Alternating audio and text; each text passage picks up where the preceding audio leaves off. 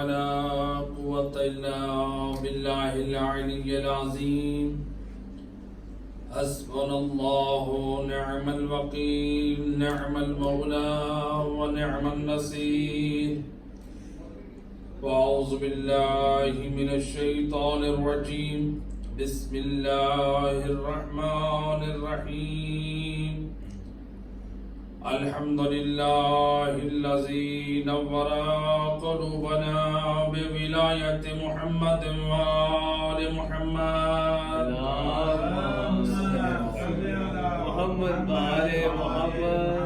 الصلاة والسلام على أشرف الأنبياء والمرسلين وخاتم النبيين أبي القاسم محمد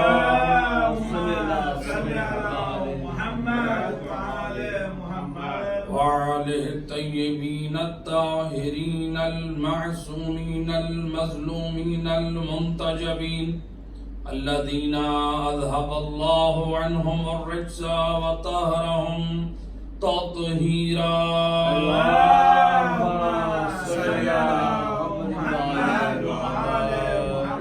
ولعنة الدائمة على أعدائهم أجمعين من يوم ظلمهم إلى يوم الدين أما بعد وقد قال الله تبارك وتعالى في كتابه المجيد وفرقانه الحميد وقوله الحق بسم الله الرحمن الرحيم قد أفلح من زكاها وقد خاب من دساها صلوات پڑھیں محمد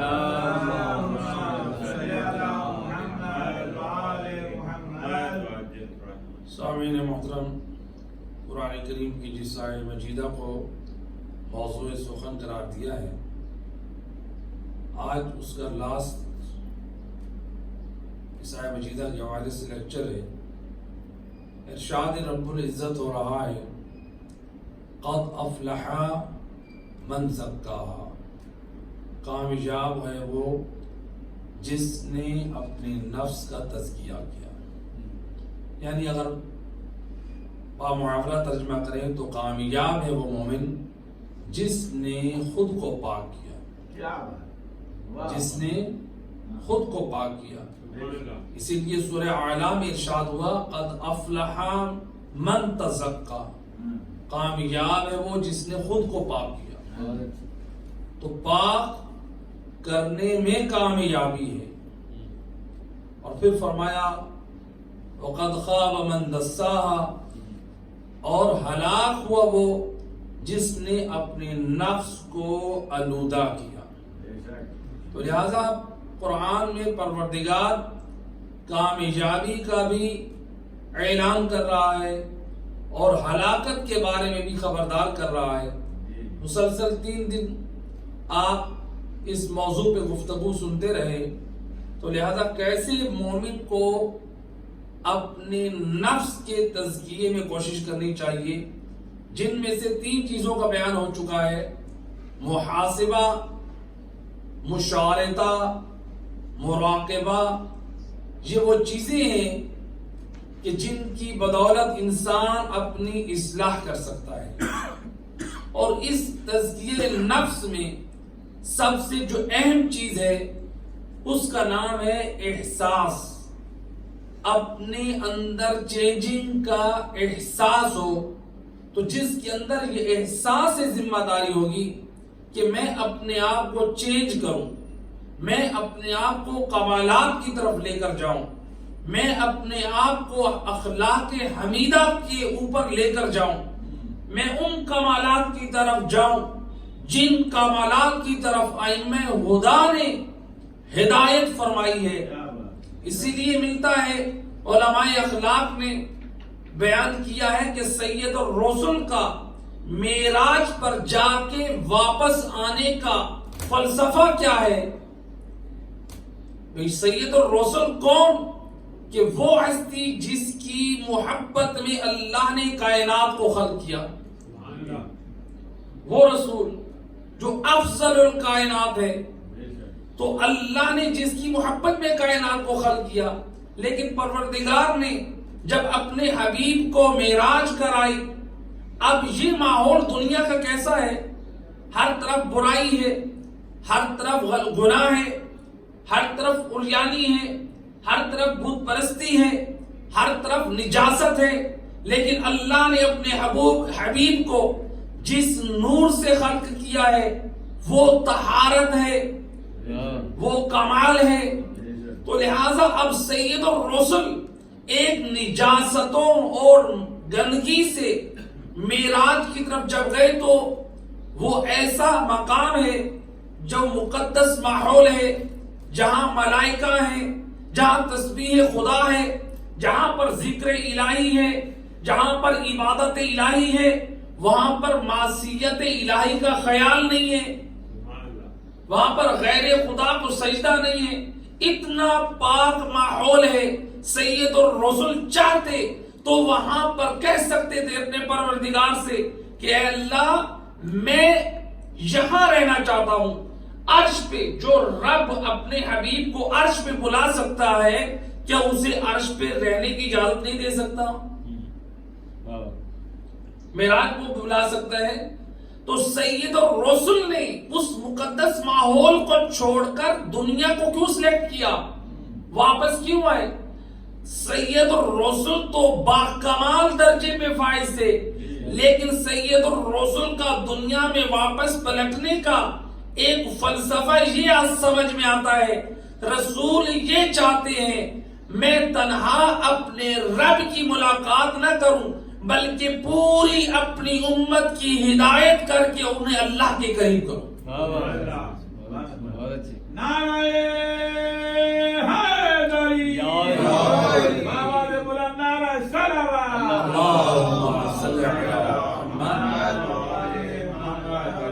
تو انسان وہی کامیاب ہے جو اپنے اندر کمالات کو پیدا کرے، اخلاق حمیدہ پیدا کرے۔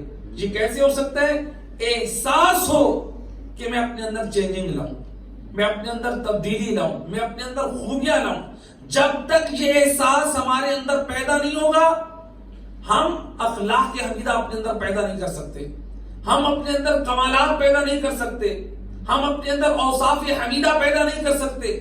تو لہذا یہ احساس ہونا چاہیے۔ اور قرآن میں پروردگار ارشاد فرماتا ہے ان اللہ لا یغیر ما بقوم حتی یغیروا ما بانفسہم، اللہ اس وقت تک کسی قوم کی ہدایت نہیں فرماتا، یعنی کسی قوم کے اندر تغیر اور تبدیلی نہیں لاتا جب تک وہ قوم خود اپنی حالت کو نہ بدلے۔ تو گویا پروردگار نے یہ سمجھا دیا اگر تم اپنی حالت کو بدلنے میں قدم اٹھاؤ گے تو پھر میں رب کائنات تمہاری قدم قدم پہ ہدایت کروں گا۔ یہ بات قرآن میں اللہ کا وعدہ ہے، ان اللہ لا یغیر ما بقوم، اللہ کسی قوم کی حالت کو نہیں بدلتا حتی ما یغیروا بانفسہم، جہاں تک کہ وہ خود اپنی حالت کو نہ بدلے۔ تو جب تک ہم اپنے بارے میں فکر نہیں کریں گے، اپنے اندر کمالات پیدا کرنے کے لیے، اپنی اصلاح کرنے کے لیے، اس وقت تک ہمارے اندر تبدیلی نہیں آ سکتی۔ تو اب اس تبدیلی کو لانے کے لیے ہمیں کیا کرنا ہے؟ چینجنگ لانے کے لیے، اپنے اندر کمال پیدا کرنے کے لیے کیا کرنا ہوگا؟ ہمیں ان اعمال کو انجام دینا ہوگا جو رب کی رضا کے مطابق ہوں، جو ائمہ ہدا کی خوشنودی کا سبب ہوں، جو انسان کے کردار کو کمال تک پہنچائیں، جو ایسا کردار بنائے کہ زمانے کے امام راضی ہو جائیں۔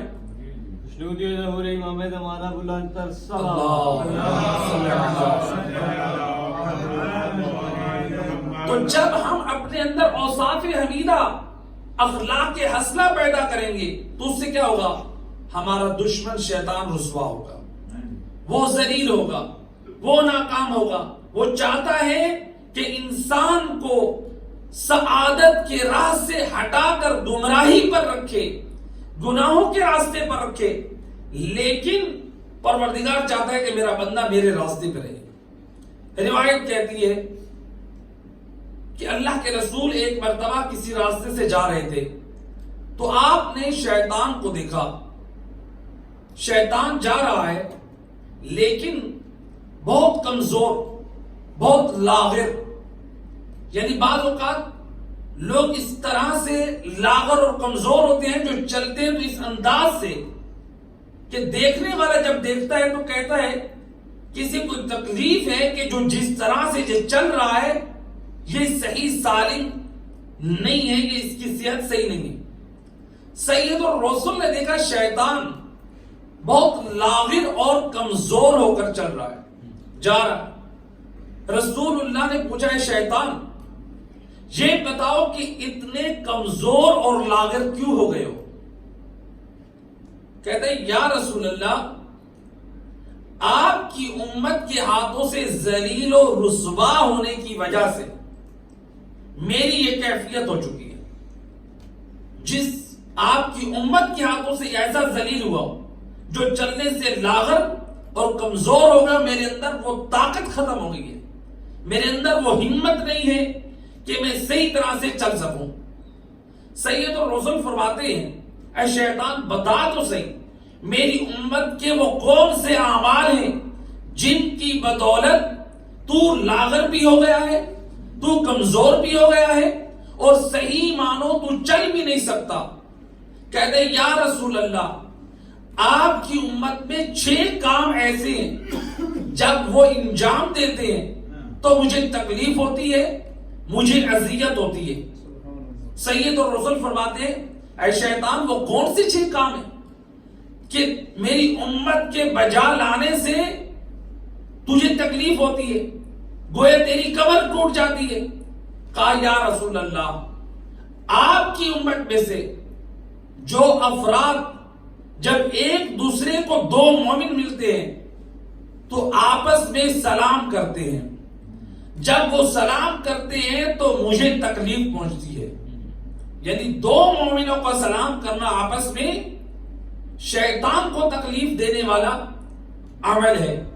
اسی لیے امام جعفر صادق علیہ الصلوۃ والسلام اللہم صلی علی امام فرماتے ہیں ان اللہ یحب من افشا السلام، اللہ محبت کرتا ہے اس مومن سے جو سلام کو کھلے دل سے زیادہ بجا لاتا ہے. یعنی کہ مومن کی علامت قرار دی گئی ہے. دیکھیں حدیث قصہ ہماری ہر مجلس کے میں آغاز ہوتا ہے حدیث قصہ سے.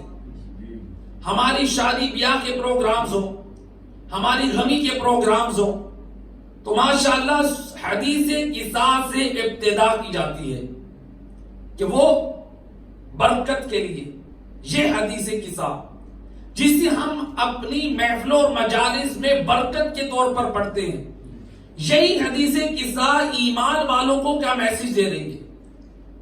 وہ حدیث قصہ میں جب آپ سنتے ہیں کہ جب رسول اللہ آئے تو آپ نے بیٹی کے گھر میں کیا کہا؟ السلام علیک یا بنتا، اے میری لخت جگر میری بیٹی تم پہ سلام. حدیث قصہ کے جملے رسول آ کر بیٹی پہ سلام کر رہے ہیں. گویا رسول نے یہ سمجھا دیا سید الانبیاء ہو گیا ہوں تو کیا ہوا، جب بیٹی کے گھر جاؤں گا تو جا کر سلام کروں گا. سنت نبوی میں سمجھا دیا کہ یہ نہیں دیکھنا چھوٹا بڑا کون ہے، جب بھی کسی کے گھر میں جاؤ تو سلام کرو. علی مولا آئے تو امام نے سلام کیا، امام حسن آئے، امام حسین آئے، یعنی پنجتن پاک ہر ایک کو سلام کر رہے ہیں. لیکن میں ان جملوں کو چھوڑ رہا ہوں کہ جو پنجتن پاک ایک دوسرے کو کہہ رہے ہیں یا قرۃ عینی و ثمرۃ فؤادی. اگر میں اس کی تشریح میں بیٹھ جاؤں تو میری یعنی آج کا جو ہمارا لیکچر ہے فقط اسی میں رہ جائے گا. تو انشاءاللہ آگے چل کے جامع مجالس میں ذکر آئے گا. لیکن پنجتن پاک نے کیا کیا؟ السلام علیکم. گویا پنجتن پاک کی زبانی حدیث قصہ سے یہ میسج ملا کہ اہل بیت کی نگاہ میں سلام سے بڑھ کر کوئی اور افضل طریقہ نہیں ہے کہ جب 2 مومن ملے تو ایک دوسرے پر سلام کرے. یعنی اہل بیت اطہار نے سمجھائے اپنے عمل سے. اہل بیت اطہار کی سیرت ہمارے لیے نمونہ عمل ہے. اسی لیے روایت ہے امام حسین ابن علی فرماتے ہیں اللہم صلی علی محمد، امام فرماتے ہیں اگر کوئی شخص کسی محفل میں آئے، میرے جد محمد مصطفیٰ کا فرمان ہے آ کر اللہم صلی علی محمد، اگر وہ آ کر سلام نہ کرے، رسول اللہ کی زبانی حسین ابن علی میسج دے رہے ہیں، اگر کوئی کسی محفل میں آ کر سلام نہ کرے اور وہ گفتگو شروع کر دے، وہ اس لائق نہیں ہے کہ اس کی بات کا جواب دیا جائے، اس لیے کہ اس نے آنے والوں کے حق کو ادا نہیں کیا۔ سلام یعنی اتنی بڑی عبادت ہے، تو لہذا کیا بتایا؟ کہا یا رسول اللہ، آپ کی امت کے ہاتھوں میں جب ذلیل ہوتا ہوں، پہلی چیز یہ ہے کہ دو مومن آپس میں جب سلام کرتے ہیں، یہ سلام یہ کوئی معمولی عبادت نہیں ہے۔ تاریخ میں ملتا ہے کہ سید اور رسول مدینہ شہر میں اپنے اصحاب کے ساتھ آ رہے ہیں، اور مدینہ شہر کا ایک چوراہا جہاں پر کچھ بچے اس میدان میں کھیل رہے ہیں، سید اور رسول کو کچھ بچوں نے دیکھ کر ایک بچے نے پروگرام بنایا کہ رسول اللہ کی عادت میں سے یہ ہے کہ وہ یہ نہیں دیکھتے یہ بڑا ہے یا چھوٹا ہے، رسول اللہ سب پر سلام کرنے میں سبقت کرتے ہیں۔ وہ بچہ اس قدر مزاج رسالت سے واقف تھا، گلی میں چھپ گیا کہ رسول جیسے ہی آئیں گے میں پڑھ کر آج سلام میں پہل کروں گا۔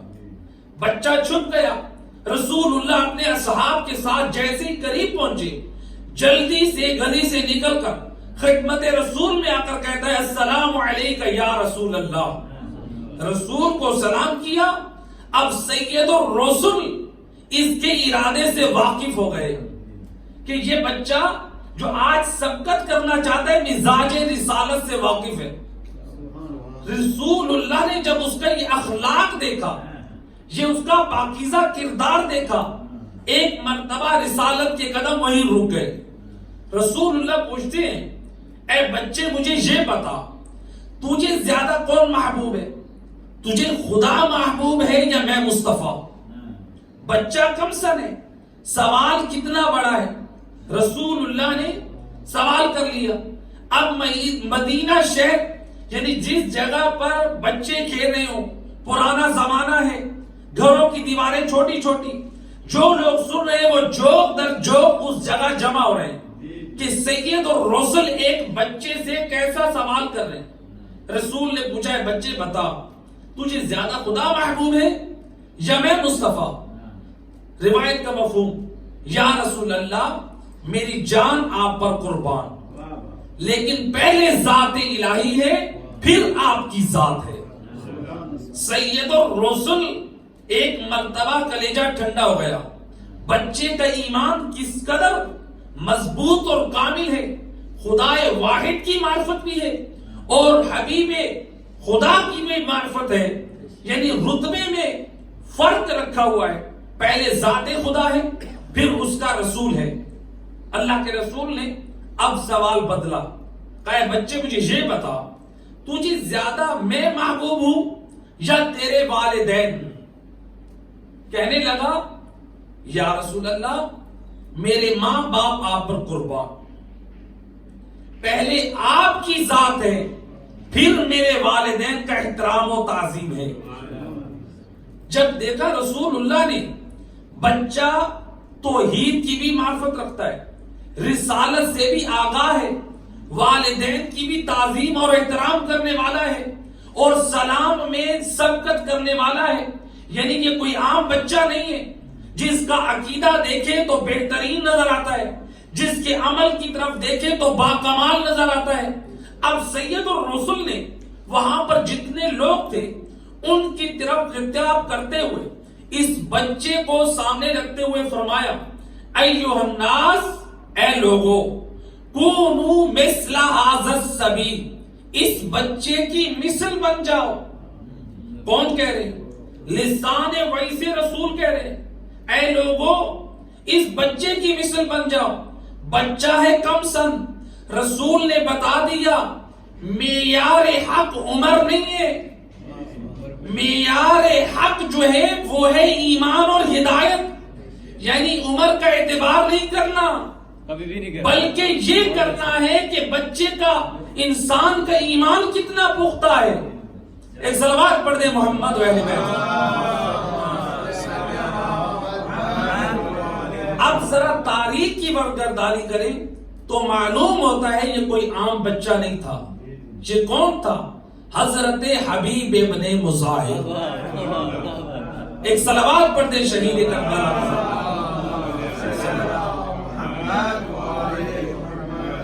تکبیر، اللہ اکبر، نعرہ رسالہ، یا رسول اللہ، نعرہ حیدری، یا علی، محمد و آل محمد صلی اللہ. اللہ صلی اللہ علیہ وسلم. تو وہ دیکھیں یہاں سے بھی یہ بھی میسج ملا. کربلا میں اسلام کی بقا میں جو قیام کرنے والے تھے معمولی افراد نہ تھے.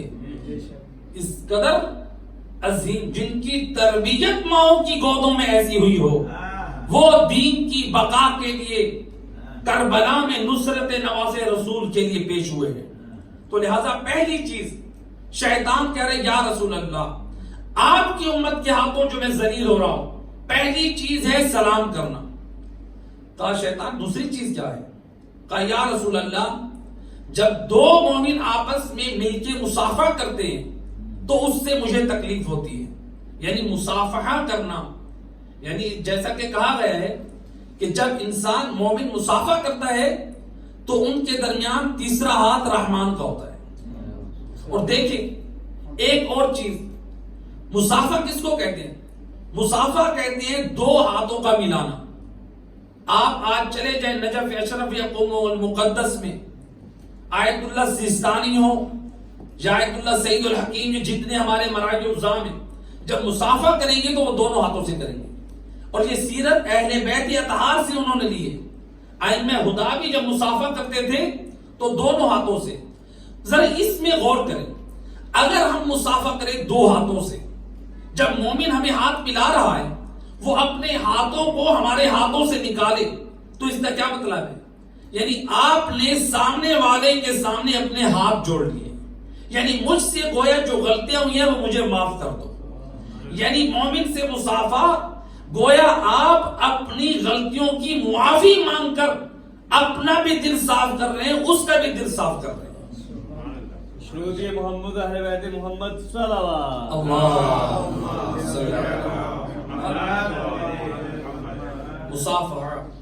مصافحہ اسی لیے اولاد کو تعلیم دیں. خود بھی جب بھی ہم مصافحہ کریں آپ مومن کا مقام ہے نہ کہ فقط ہم علماء سے دونوں ہاتھوں سے مصافحہ کریں. مومن کی شان یہ ہے کہ جب روایات میں کہا گیا کہ مومن کا مقام کعبے کی مثل ہے.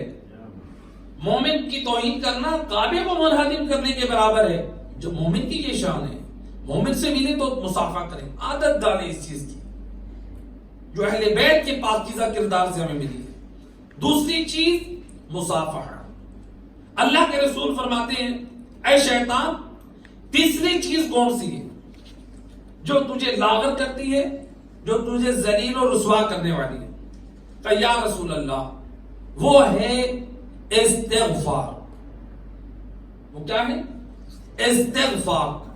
تو گویا رسول اللہ نے اپنی امت تک یہ پیغام پہنچایا کہ اگر شیطان کو لاغر کرنا ہے تو استغفار پڑھیں.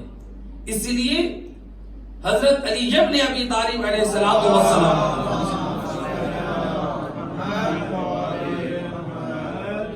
امام فرماتے ہیں استغفار سے اپنے رب سے رزق طلب کرو. اس لیے علماء نے نقل کیا ہے اگر کسی کو اولاد نہیں ہو رہی رزق کی بندش ہے تو سجدے میں کثرت سے استغفار پڑھے. جو گناہ اس کے رزق سے محرومی کا سبب بنے ہوئے ہیں جو گناہ اس کو اولاد کی نعمت سے محرومی کا سبب بنے ہوئے ہیں تاکہ یہ استغفار اس کے گناہوں کا کفارہ بنے اور پروردگار کی ذات اس سے راضی ہو جائے. استغفار بہت عظیم عبادت ہے. تو مومن کو چاہیے یعنی اپنی زندگی کا حصہ قرار دے کہ استغفار مومن کی زبان معطر رہنی چاہیے. چوتھی چیز اللہ کے رسول فرماتے شیطان وہ چوتھی چیز کون سی ہے جو تجھے لاغر و کمزور کرنے والی ہے؟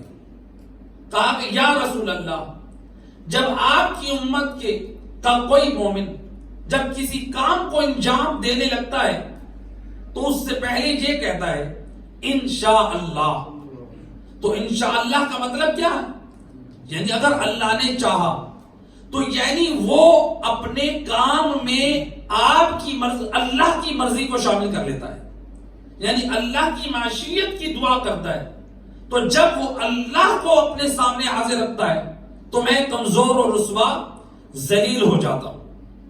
انشاءاللہ، انشاءاللہ اس آیت مجیدہ کو معذرت کے ساتھ ہم امت مسلمہ میں بعض لوگوں نے اس آیت کا مذاق اڑایا ہوا ہے. مثلا مثال کے طور پہ کسی مومن سے ہم وعدہ کر رہے ہیں، ہماری نیت پہلے سے بد ہے کہ میں نے یہ کام نہیں کرنا، میں نے اس کو مثلا کسی نے قرض لینا ہے، کہا انشاءاللہ میں کل آپ کو دے رہا ہوں، میں انشاءاللہ ایک ماہ بعد آپ کو دے رہا ہوں. نیت پہلے سے بد ہے کہ میں نے تو اس کو دینا نہیں ہے. اب دیکھیں کہ ہم اب سامنے والا کیا سوچ رہا ہے، اس نے انشاءاللہ کہہ دی ہے تو لگتا ہے اس کی نیت بد ہے. حالانکہ پروردگار قرآن کریم میں کیا فرما رہا ہے، وَلَا تَقُولَنَّ لِشَيْءٍ إِنِّي فَاعِلٌ ذَلِكَ غَدًا، کہ میں یہ کام ضرور کروں گا. اللہ فرماتا ہے یہ ہرگز نہ کہو، یہ نہ کہو جب کوئی کام کرنے لگو تو یہ نہ کہو کہ میں یہ کام ضرور کروں گا. الا ان یشاء اللہ، مگر جب کام کرنے لگو تو کہو انشاءاللہ. اللہ قرآن میں کہہ رہا یہ نہ کہو کہ میں نے یہ کام کرنا ہے، بلکہ کہو انشاءاللہ میں نے یہ کام کرنا ہے. تو دیکھیے پروردگار ہمیں کس طرف لے کر جانا چاہ رہا ہے، لیکن ہم کس سائڈ پر کھڑے ہیں. تو لہذا انشاءاللہ کے جو آیت کا مذاق اڑایا ہے یہ وہی ہے جو یہود اور نصارہ جو تورات و انجیل کا مذاق اڑاتے تھے. اور آج امت مسلمہ انشاءاللہ کو اس طرح سے بدنام کرتے مانا کو میدان قیامت میں حساب ہوگا. تم انشاءاللہ کی آیت کی مفہوم کو کیوں ضائع کر دیتے تھے؟ اچھا بعض اوقات یہ ہوتا ہے جب کسی سے یہ کہا تھا کہ بھئی آپ نے تو پرومس کیا تھا کہ میں یہ کام کروں گا، یا میں کل آپ سے ملنے آؤں گا، یا میں آپ کو فلاں کام کر دوں گا، تو پلٹ کر عادتاً لوگ کیا کہتے ہیں، میں نے تو انشاءاللہ بولا تھا. یعنی استغفر اللہ، یعنی ہم نے انشاءاللہ کے معنی بدل دیے. میں نے انشاءاللہ یعنی انشاءاللہ سمجھا رہی کہ آپ وعدہ خلافی کریں. انشاءاللہ کا معنی کیا ہے، اس کے مفہوم کو سمجھیں.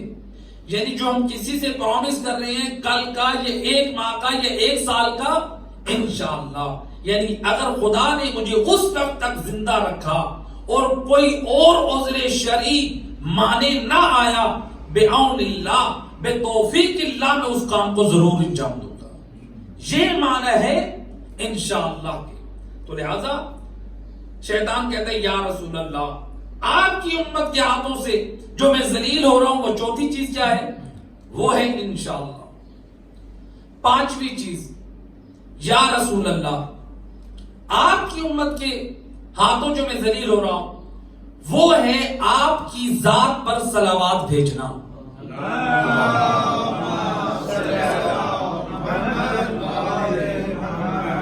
یہ صلوات کوئی معمولی عبادت نہیں ہے. جن افراد نے اس صلوات کو اپنی زندگی کا حصہ قرار دیا ہے، بغیر مانگے پروردگار سے اپنی حاجتوں کو پورا کروایا جا سکتا ہے اس صلوات کی برکت سے. ایک روایت پر اتفاق کر رہا ہوں، ملا علی حمدانی، ایک نائب امام مجتہد حمدان، تقریباً آج سے 100 سال پہلے ایک مرد مومن ملا علی حمدانی کی خدمت میں خمس کی رقم دینے کے لیے گئے. بظاہر وہ مومن سیدھا سادہ لباس ہے، لیکن چہرے پہ تقویٰ کے آثار ہیں، سجدے کے نشانات ہیں، خوف خدا کے آثار نمایاں ہو رہے ہیں. جب انہوں نے نائب امام کی خدمت میں وہ مال امام خمس کی رقم دی.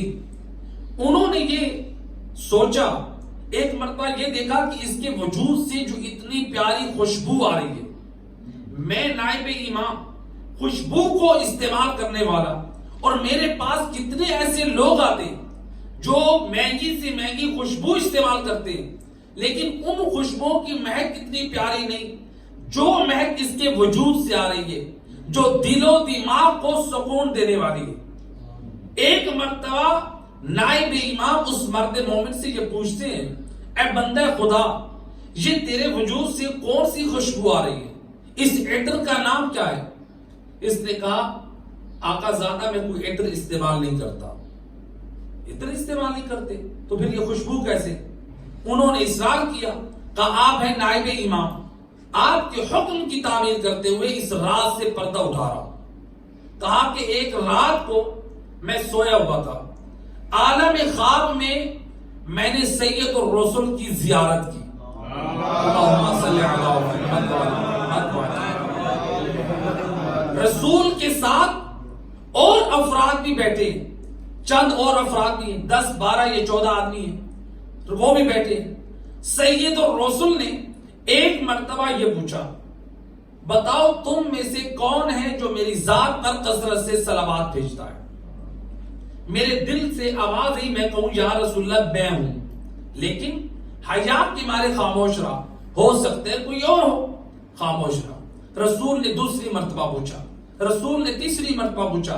جب کسی نے جواب نہ دیا، سید الرسل اپنے مقام سے کھڑے ہوئے، رسول اللہ میری طرف بڑھے اور آ کر مجھ گناہگار کے ہونٹوں کا بوسہ لیا. جس رسول کی جالی کا بوسہ لینے کے لیے آج ہم ترس رہے ہیں، جس کے ہاتھوں کا بوسہ لینے کے لیے کائنات ترستی تھی، وہ رسول امت اور کلمہ گو کے ہونٹوں کا بوسہ لے رہے ہیں. کس قدر باعظمت ہے یہ مومن. اور سید الرسل نے یہ فقط ہونٹوں کا بوسہ نہیں لیا، سید الرسل بوسہ لے کے فرماتے ہیں کہ تو ہے میری ذات پہ کثرت سے صلوات بھیجنے والا. صلی کہنے لگا، آقا اس میں مجھ حقیر کا کوئی کمال نہیں ہے، یہ ذات رسالت کے ہونٹوں نے جب سے میرے ہونٹوں کو مس کیا ہے، اللہ نے میرے وجود سے خوشبو پیدا کر دی. تو دیکھیے صلوات کی برکت سے رسول کی نگاہ میں انسان کتنا محبوب بنتا ہے. تو جو محبوب بن جائے رسول کا، وہ محبوب خدا ہوتا ہے. صلوات پڑھ دے محمد.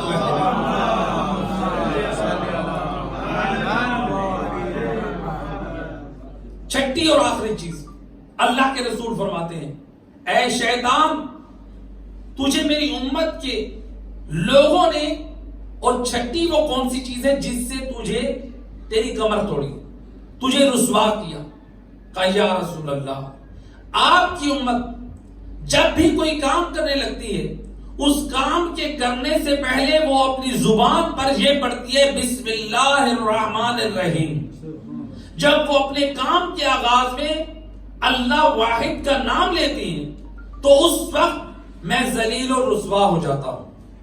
جن بسم اللہ کی یہ برکت ہے، روایات میں ملتا ہے اگر کوئی شخص دنیا میں ہر کام سے پہلے بسم اللہ الرحمن الرحیم پڑھتا رہے، جب میدان قیامت میں اگر اس کے نامہ اعمال میں گناہ ہوئے اور اس کی عادت ہوئی دنیا میں بسم اللہ الرحمن الرحیم، اور اگر وہ وہاں پر ملائکہ اس کے بد اعمالیوں کی وجہ سے نامہ اعمال اس کے بائیں ہاتھ میں دینے لگیں گے، تو جو کہ دنیا میں کیا عادت تھی بسم اللہ الرحمن الرحیم، تو جب یہ نامہ اعمال لینے لگے گا تو زبان پر پڑے گا بسم اللہ الرحمن الرحیم. ادھر سے رحمان کی طرف سے آواز آئے گی، جو اب بھی مجھے رحمان اور رحیم مانتا ہے، یعنی اس کا نامہ اعمال اس کے دائیں ہاتھ میں دے دیا جائے. تو بسم اللہ کی بہت برکت ہے. اس لیے علماء نے ایک عمل نقل کیا ہے، تو تجربے کے طور پر یعنی کئی سالوں سے، یعنی تقریباً 10 سال سے زیادہ، میں نے جب یہ عمل پڑھا تھا بسم اللہ کے بارے میں، 10 سال سے زیادہ میں خود ہوں یا گھر میں جو تعلیم دیا ہے، آج تک مجھے یاد نہیں ہے کہ کوئی چیز رکھی اور ہم بھول گئے. علماء نے عمل نقل کیا ہے. اگر آپ اپنے گھر میں یا کہیں پر کسی چیز کو رکھنا چاہتے ہیں اس وقت پڑھ لیں بسم اللہ الرحمن الرحیم, تو بسم اللہ کی برکت سے آپ وہ چیز رکھی ہوئی کبھی نہیں بھولیں گے. جب ضرورت ہوگی آپ کو وہ فوراً یاد آ جائے گی, چاہے 10 سال بعد بھی آپ کو ضرورت محسوس ہو. امام زمانہ بلند تر صلوات.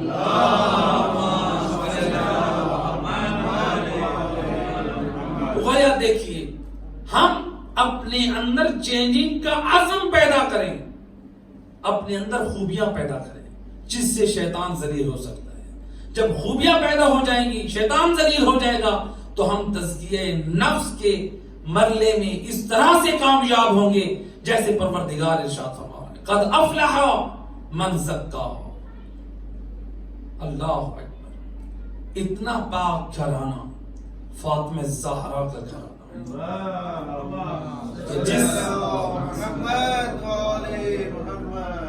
اتنا پاک گھرانہ جس نے امت کی ہدایت فرمائی. وہ دروازہ کہ جس پر سید الرسل آ کر سلام کرتے تھے. فاطمہ زہرا کا دروازہ کوئی عام دروازہ نہیں ہے. امت کو سمجھا رہے ہیں اس دروازے وہ دروازہ ہے جہاں سید الانبیاء آ کر رک کے سلام کرتے ہیں. لیکن تاریخ کہتی ہے وفات پیغمبر کے بعد مسلمانوں کو چاہیے تو یہ تھا کہ فاطمہ زہرا کے دروازے پہ تعزیت کے لیے آتے. حکم اسلام ہے جب کسی کے ہاں میت ہو 3 دن تک اس کے ہاں کھانا دیا جائے, اس کے ہاں تعزیت پیش کی جائے. لیکن اجرکم علی اللہ روایت کہتی ہے بنت محمد اتنی مظلومہ, محمد مصطفیٰ کی امت نے ابھی یہ تازہ احکام سیکھے, ارے کسی ایک حکم پر عمل نہ کیا. آئے مسلمان ضرور ہے, روایت کہتی ہے کسی کے ہاتھ میں آگ ہے تو کسی کے ہاتھ میں لکڑیاں. ارے یہ مسلمان کس دروازے پہ آ رہے ہیں؟ وہ دروازہ جہاں پر اسرائیل اجازت لیتے ہیں, وہ دروازہ جہاں جبرائیل جھک کے سلام کرے, جہاں سید الانبیاء رک کے سلام کرے. اے مسلمان کیسا اجر رسالت دینے آئے ہیں, یا ایک لعین نے دروازے کو آگ لگائی. بنت محمد در و دیوار کے درمیان ہے. یہ نقل کرتا ہے خود, جب اس نے یہ روایت خود نقل کی ہے, علامہ مجلسی نقل کرتے ہیں, یہ شقی کہتا ہے بنت محمد در و دیوار کے درمیان تھی, میں نے دروازے کو دھکا دیا, یا بنت محمد کی چیخیں بلند ہوئی, فاطمہ زہرا کی آواز آئی, یا ابتا اہاکذا یفعل بحبیبتک, بابا آ دیکھ تیری امت تیری بیٹی کو کیسا اجر رسالت دے رہی ہے. اجرکم علی اللہ زادارو. بعض ارباب مقاتل نے نقل کیا جب فاطمہ زہرا کا پہلو شکستہ ہوا, حضرت محسن شہید ہوئے, ہے دنیا کو وسیلہ بننے والی بی بی اپنی کنیز کو وسیلہ بنا رہی ہے. یا فضہ, اے اماں فضہ آؤ, اے مجھے سینے کا سہارا دو, اور میری گود کا پھول اجڑ گیا. اشرکم علی اللہ زادارو. آخری جملہ مصائب کا بعض ارباب مقاتل نے نقل کیا ہے, فقط فاطمہ زہرا پہ یہ ظلم نہ تھے بلکہ ایک لعین آگے بڑھا, لطم علی خدہا, بی بی کے رخسارے پر ایسے جسارت کی, حتی قطعت کرتہا, بی بی کی بالیاں ٹوٹ کے زمین پہ جا گری. لعنت اللہ علی القوم الظالمین. وَسَيَعْلَمُ الَّذِينَ ظَلَمُوا وَأَيَّ مُنْقَلَبٍ يَنْقَلِبُونَ. پروردگار بحق محمد و اہل بیت ہماری یہ قریب سی عبادت اپنی بارگاہ میں قبول و منظور فرما. پروردگار محمد و اہل بیت کی عظمت کا واسطہ بانیان مجلس کے مرحومین کی روح کو اس مجلس